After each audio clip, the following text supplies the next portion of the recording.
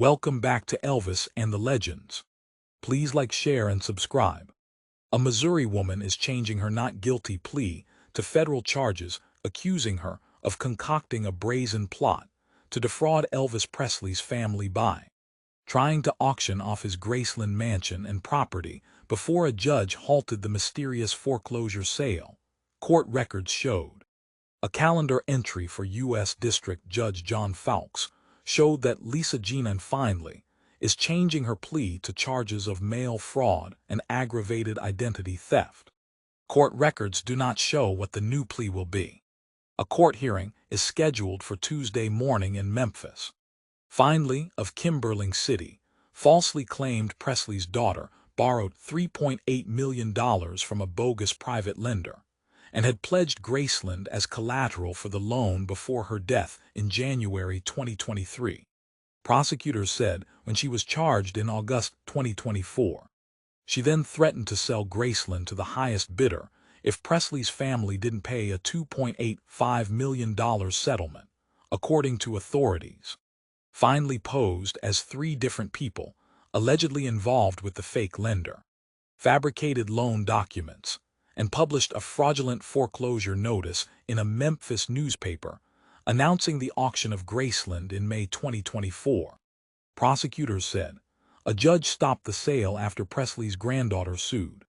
Experts were baffled by the attempt to sell off one of the most storied pieces of real estate in the country using names, emails, and documents that were quickly suspected to be phony. Graceland opened as a museum and tourist attraction in 1982 and draws hundreds of thousands of visitors each year. A large Presley-themed entertainment complex across the street from the museum is owned by Elvis Presley Enterprises. Presley died in August 1977 at the age of 42. In May, a public notice for a foreclosure sale of the 13-acre, 5-hectare estate said Promenade Trust, which controls the Graceland Museum, owes $3.8 million after failing to repay a 2018 loan. Riley Keough, Presley's granddaughter and an actor, inherited the trust and ownership of the home after the death of her mother, Lisa Marie Presley. Keough filed a lawsuit claiming fraud, and a judge halted the proposed auction with an injunction. Nosany Investments and Private Lending, the bogus lender authorities say Findley created, said Lisa Marie Presley had used Graceland as collateral for the loan, according to the foreclosure sale notice.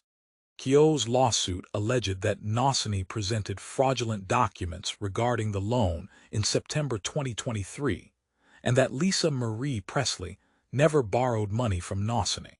Kimberly Philbrick, the notary whose name is listed on Nosany's documents, indicated she never met Lisa Marie Presley, nor notarized any documents for her.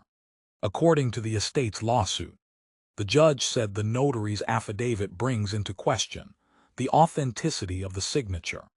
The judge halted the foreclosure sale of the beloved Memphis tourist attraction, saying Elvis Presley's estate could be successful in arguing that a company's attempt to auction Graceland was fraudulent. The Tennessee Attorney General's office had been investigating the Graceland controversy, then confirmed in June that it handed the probe over to federal authorities. A statement emailed to the Associated Press after the judge stopped the sale said Nosany would not proceed because a key document in the case and the loan were recorded and obtained in a different state, meaning legal action would have to be filed in multiple states. The statement, sent from an email address listed in court documents, did not specify the other state. Do you think that there are gonna be more cases like this, where somebody supersedes the law and tries to embezzle money out of helpless victims? Elvis Presley's granddaughter was way too smart to succumb to this tactic. Lisa Marie Presley, even though she was in financial problems and rest, would never have put Graceland up for sale. She never would have taken a loan out on this property. Elvis Presley is a legend, and so is his daughter Lisa. What do we think of the granddaughter Riley? Is she going to be strong enough to overcome any issues and problems? Is she going to protect the legacy of her mother and her grandfather? Is Priscilla Presley as evil as they all say? Stay tuned for more news from Elvis and the Legends.